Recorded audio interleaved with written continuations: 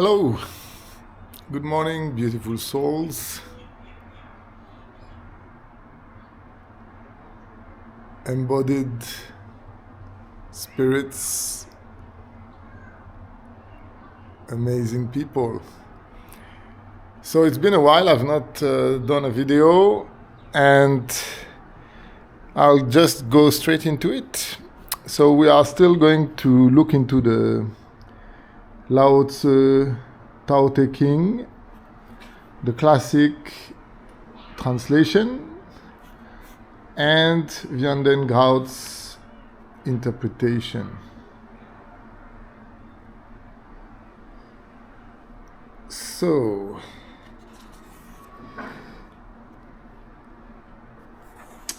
we were at chapter 9 before, so let's go to chapter 10. And this is the classic translation from Taoism.net. In holding the soul and embracing oneness, can one be steadfast without strain? In concentrating the energy and reaching relaxation, can one be like an infant? In cleaning away the worldly view, can one be without imperfections? In loving the people and ruling the nation, can one be without manipulation? In the heavenly gates opening and closing, can one hold to the feminine principle? In understanding clearly all directions, can one be without intellectuality? Bearing it, rearing it, bearing without possession, achieving without arrogance, raising without domination. This is called the mystic virtue.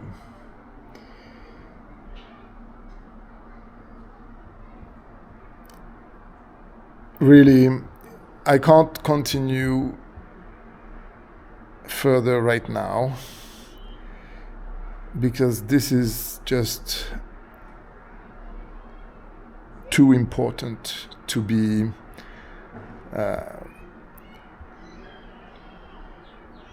glossed over or glanced through without going deeper. This is really the user's manual to life. This is really explaining meditation actually, and how to, it's really the explanation of the Wu Wei, of the non-doing, of the passive activity and active passivity. So let's dive into it deeper with Vian Den Groot,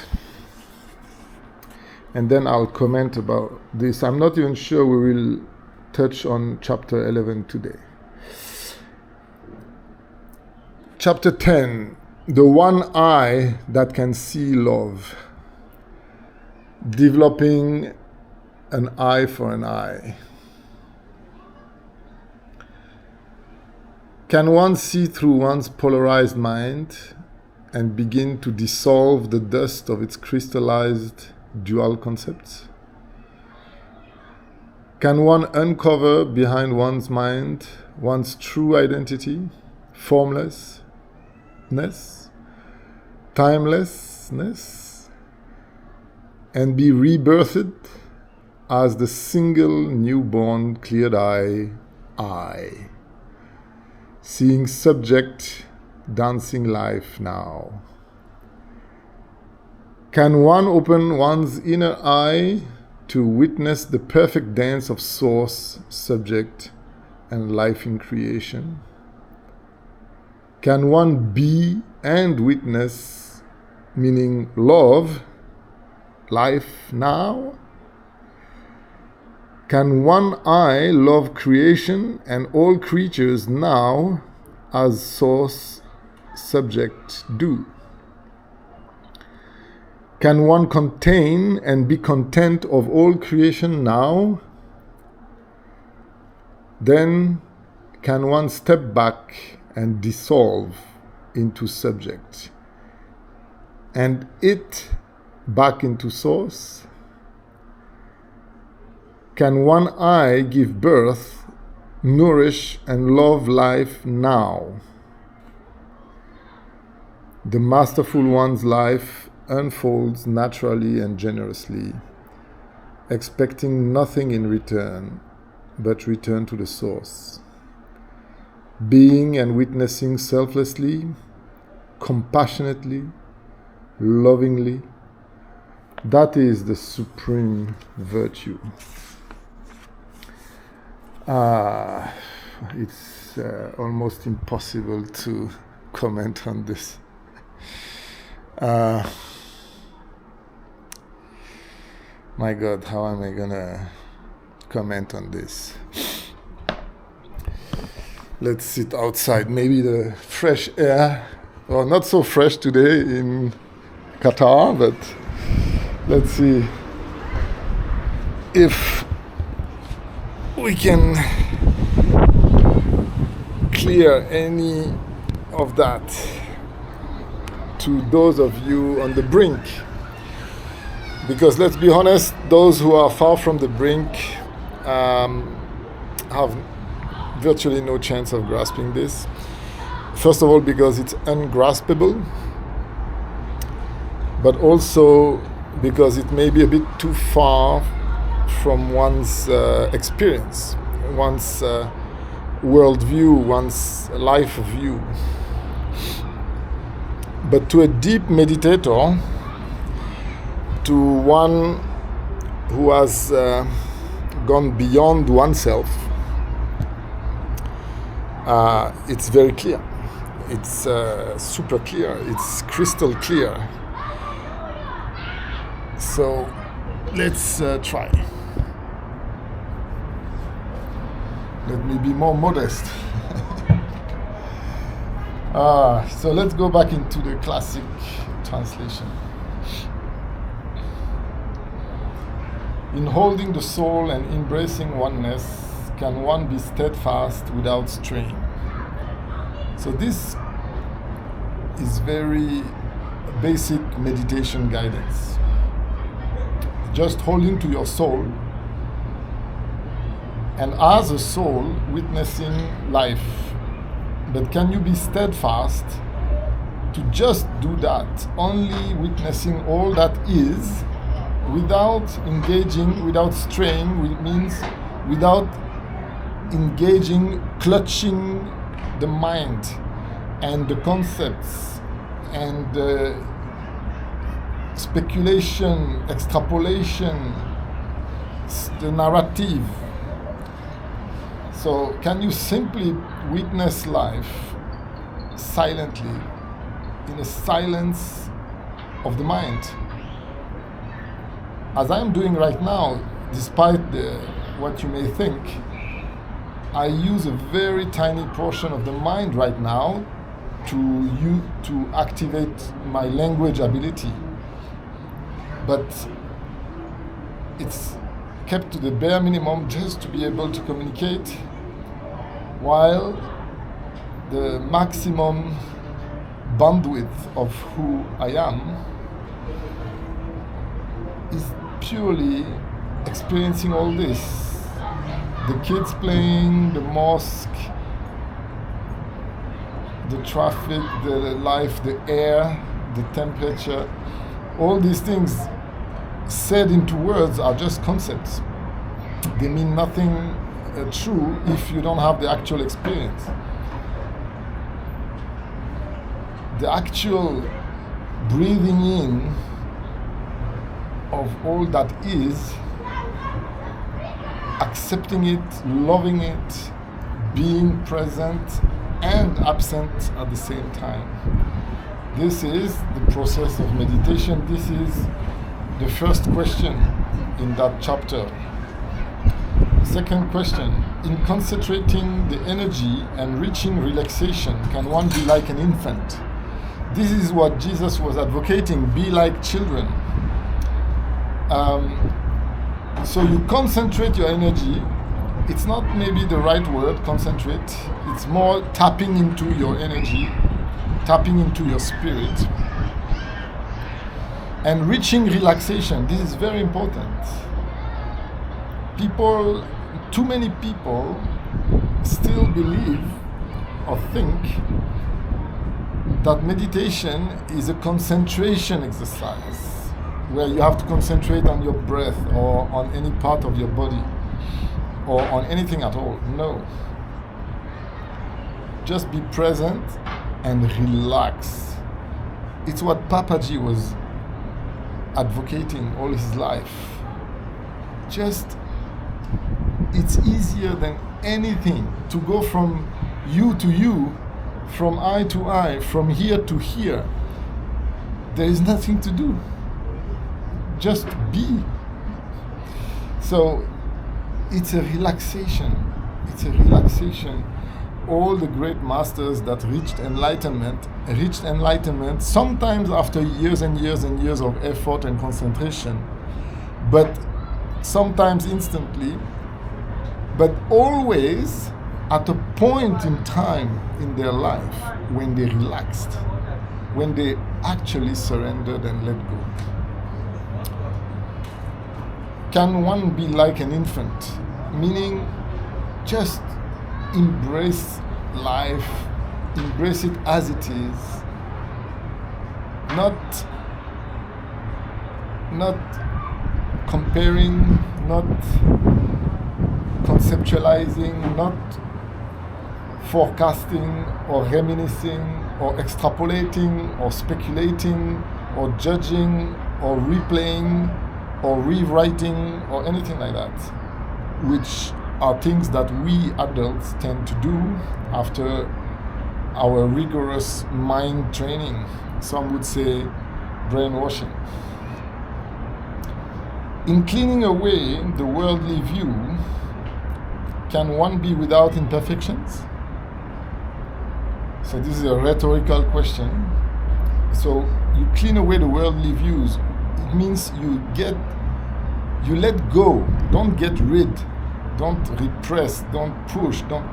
No, in letting go, in stopping nourishing your worldly views, your concepts, your story.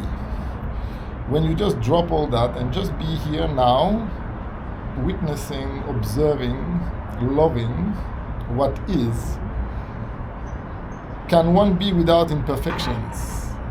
Absolutely. In fact, the real question should be, can there still be imperfections? Absolutely not.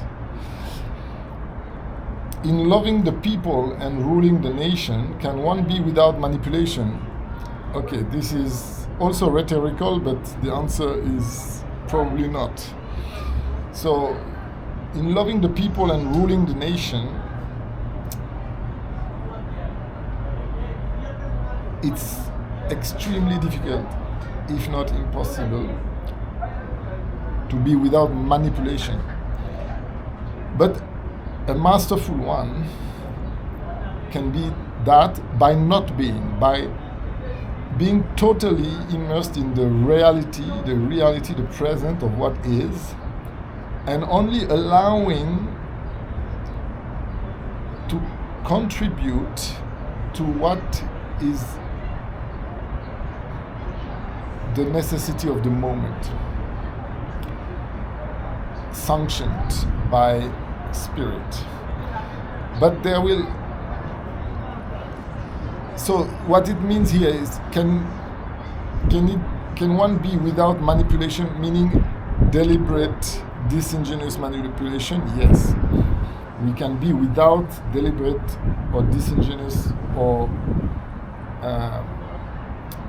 wicked manipulation. However, when you start projecting yourself into other beings to try and make decisions for others, there will always be some issue. But what this paragraph is trying to point to, it's pointing to your ability, your innate ability as a human being, to connect to spirit, be here now, and while you are, not be someone in particular, just be witnessing. It's called love, it's called presence, it's called compassion, and that is without manipulation. In the heavenly gates opening and closing, so this is referring to the pulsation of creation of the universe, which is a pulsation. In the heavenly gates opening and closing, can one hold to the feminine principle? So in this confusing havoc of incarnated life, characterized by ups and downs, ins and outs, breathing and inhaling and exhaling, succeeding and failing, loving and fighting, can one hold to the feminine principle, meaning the principle of passivity, of being like water? In understanding clearly all directions, can one be without intellectuality? Okay, that's spelling it out for you. For those who didn't understand before, is can you observe what is any phenomenon and just understand it through observation without simulating it intellectually in your mind with concepts and simplifications, simply observing reality in all its complexity, its apparent complexity, and seeing through its apparent complexity, seeing through the apparent complexity, seeing the true simplicity of love in these 10,000 things of not love, of apparent not love. Bearing it, rearing it, bearing without possession. So you observe, you accept, you love, you care, without developing this sense of separation and therefore of either possession or dispossession. Achieving without arrogance, meaning whatever happens, happens, and not starting believing that you are a special, separate, special genius who did something great, or who a special failure who messed up something that would have been easy to achieve. Raising without domination, which means you become a guiding light, you elevate yourself and you guide others by how you shine and not by dominating, not by ordering. This is called the mystic virtue. Mystic in the sense mysterious and spiritual. So yes, if you can be meditative, be without being, be as consciousness, as witness, without being as a reduced character with a narrative, with an agenda, with a story, with some will, with some concepts, positive and negative. If you can just be and shine your consciousness, your loving, compassionate consciousness, it's really the key to mastery. And then the rest of the book will also show what it can unlock. But of course, the pitfall here is that you start focusing on what it can unlock rather than on its own joy, the absolute bliss of simply being in full acceptance of creation as it is. You are looking at yourself in the mirror, you are looking at God eye to eye, and it's beautiful if you don't start separating pieces, applying concepts, projecting, extrapolating, reframing the past, extrapolating the future. So if you start engaging in all that, it gets messy, it gets polarized, it gets judgmental, it gets painful. That's the process of suffering. But if you simply relax into your being now, into the presence, you are one with spirit, one with creation. The Trinity is united in yourself, what Vian Den Groot calls the one eye that can see love, developing an eye for an eye. Can one see through one's polarized mind and begin to dissolve the dust of its crystallized dual concepts? Can one uncover behind one's mind one's true identity, formlessness, timelessness, and be rebirthed as the single newborn clear-eyed eye, seeing subject dancing life now? So this is actually my own experience. I can't clarify it to you. You have to experience it yourself. Can one open one's inner eye to witness the perfect dance of source, subject, and life in creation? Can one be and witness? So the being and witnessing simultaneously is true love, compassion. So can you love life now? Can one eye love creation and all creatures now as source subject do?